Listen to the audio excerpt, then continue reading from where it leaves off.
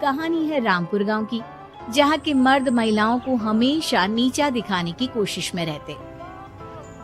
अरे अभी तक खाना नहीं आया, क्या मुझे एक और शादी करने की जरूरत है? नहीं जी नहीं, ऐसा मत करना, वरना मैं कहाँ जाऊंगी। खाना लेकर मैं अभी आई जी। गांव की पंचायत में भी फैसले हमेशा औरतों के खिलाफ ही रहते। मैं जो फैसला सुनाता हूँ वो भगवान की आज्ञा होती है। इस लड़के ने अपने मन से शादी करके अच्छा नहीं किया। लड़के को घर भेज दो और इसकी शादी इसकी जाति की किसी लड़के से करवा दो, लेकिन ये लड़के, इसे तो गांव के बाहर निकाल दो। नहीं नहीं जमींदार साहब, ये क्या बोल रहे हैं? ऐसा नहीं हो सकता। मेरी बेटी मासूम है, इसे अच्छे बुरे की समझ नहीं है। अरे कहाँ जाएगी ये बेचारी? कहाँ जाएगी? इतनी चिंता है तो पूरे परिवार का गांव निकाला कर देते हैं। बेचारे पूरे बसे बसाए परिवार को गांव छोड़ना पड़ता है। चाहे जो हो, अगर बेटियों को कंट्रोल नहीं कर सकते तो गांव में रहने का कोई मतलब नहीं है। यहाँ औरतों को दब कर रहना होगा। कोई भी अपने हिसाब से कुछ नहीं कर सकता, सब ईश्वर की मर्जी से ही होगा। तभी गांव का एक आदमी दौड़ा दौड़ा आता है। सरपंच साहब, जमींदार साहब, वो कालिया है ना, उसकी बेटी पढ़ने के लिए शहर जा रही है। अच्छा, ये कब हो गया? और कालिया की हिम्मत कैसे हो गई ऐसा करने की? लेकर आओ उसे और उसकी बेटी को। बस फिर क्या था, हाजिर हो जाते हैं कालिया और उसकी बेटी सरपंच के सामने। और कालिया, ये क्या सुनने में आ रहा है? बेटी को इंजीनियर बना रहा है तू? और ये बता, गांव में तो स्कूल नहीं है, फिर कहां से इतनी क्लास पास कर गई तेरी बेटी? राधा, जो कि कालिया की बेटी है, उसे लगता है कि सरपंच उसकी तारीफ कर रहे हैं। सरपंच जी, मैंने ऑनलाइन पढ़ाई की है, डिस्टेंस लर्निंग से। सभी में मैंने अच्छे नंबर पाए हैं, जिसे देखते हुए शहर की इंजीनियरिंग कॉलेज में मुझे स्कॉलरशिप मिली है। वाह जी वाह, क्या होती है ये? पहले तो ये बताओ, फिर आगे की बात करते हैं। पूरा गांव राधा की बात सुन रहा था और राधा बोलती जा रही थी। तो ऐसे मैं फ्री में एक अच्छी शिक्षा लेकर गांव में जो कुछ परेशानियां हैं, जैसे बिजली, पानी और इंटरनेट जैसी समस्याओं के लिए काम करूंगी। मैं गांव को शहर से जोड़ने के लिए पुल का निर्माण करवाने का प्रस्ताव रखूंगी। मुझे पूरी उम्मीद है कि जल्द ही हमारा गांव भी तरक्की की राह पर चल पड़ेगा। राधा की बात सुनकर सारे गांव वाले ताली बजाने लगते हैं। सरपंच को समझ नहीं आता कि वो क्या करे। चुप रह नादान लड़की, गांव के खिलाफ जाने के लिए तुझे गांव से बेदखल कर दिया जाएगा, वो भी पूरे परिवार के साथ। और हाँ, अगर ठीक से गांव में रहना चाहती है तो ये पढ़ाई लिखाई छोड़ दे। हम तेरे लिए गांव का कोई होनहार लड़का देखेंगे। तभी गांव का एक आदमी बोल पड़ता है। अरे नहीं नहीं सरपंच जी, राधा बिटिया जो बता रही है, अगर वैसा हो जाए तो हम लोगों को पैसा कमाने के लिए बाहर नहीं जाना पड़ेगा। हाँ जी, और ना ही कोसों दूर पानी के लिए भटकना पड़ेगा। हमारे बच्चे भी अच्छी पढ़ाई कर सकेंगे और आगे बढ़ेंगे, ना कि हमारी तरह खेती करते बैठेंगे। क्यों गांव वालों, राधा बिटिया का साथ देना चाहिए ना। सरपंच देखता है कि गांव राधा के साथ है तो वो चुप हो जाता है। वो घर आकर अपने सलाहकार से बात करता है, जो बहुत ही चालाक किस्म का इंसान होता है। अरे सरपंच साहब, आपको बहुत ही होशियारी से काम लेना पड़ेगा।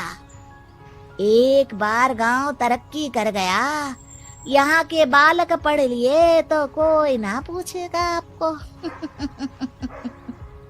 और फिर ये जो बेटा और बेटी है ना आपके, इनको भी आम लोगों की तरह ही जीवन जीना होगा। हाँ, लेकिन करे तो क्या करे?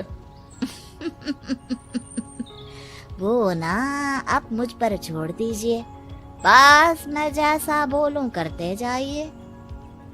अगले रोज सुबह जब गांव वाले सोकर उठते हैं तो राधा के घर के बाहर और साथ ही वो लोग जिन्होंने राधा का सपोर्ट किया था, उनके घर के आगे लाल रंग से कल आऊंगी लिखा होता है।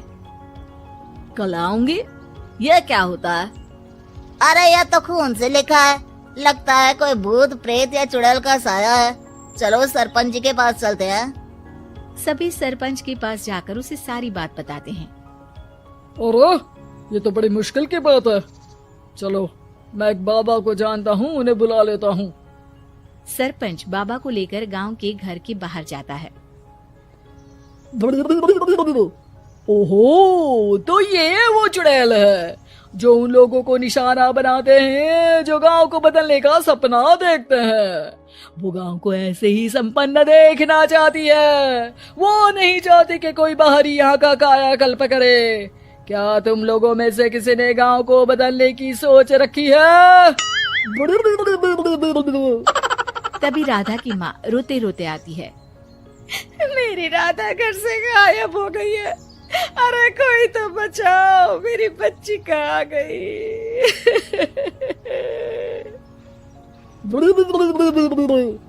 ले गई वो चुड़ैल, तेरी बच्ची को ले गई। अब वो उसे श्रापित करके छोड़ेगी, उस पर चुड़ैल का साया हो जाएगा।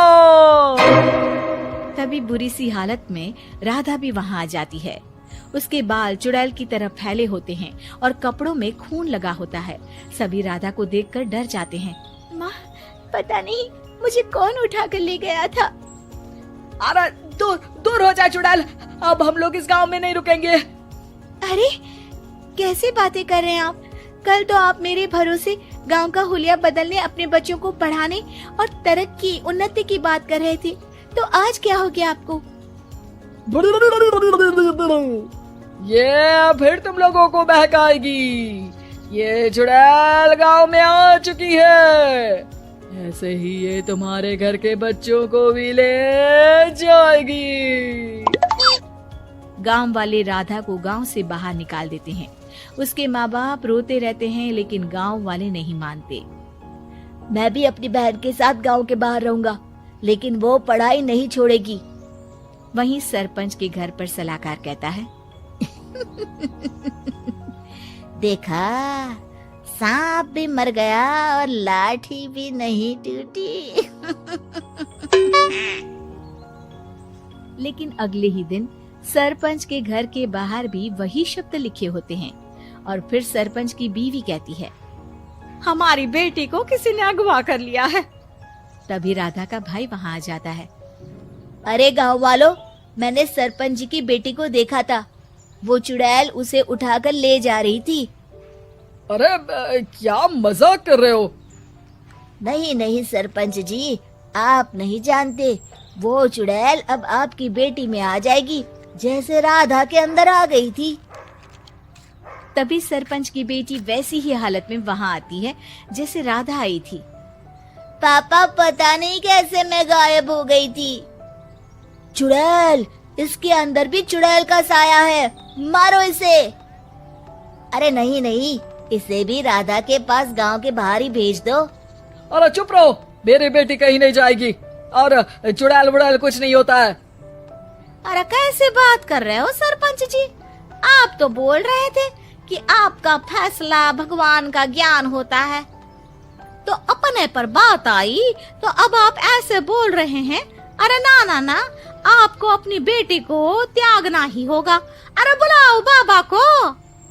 राधा का भाई बाबा को ले आता है, जिसे अब गांव वालों के डर के कारण सच बोलना पड़ता है।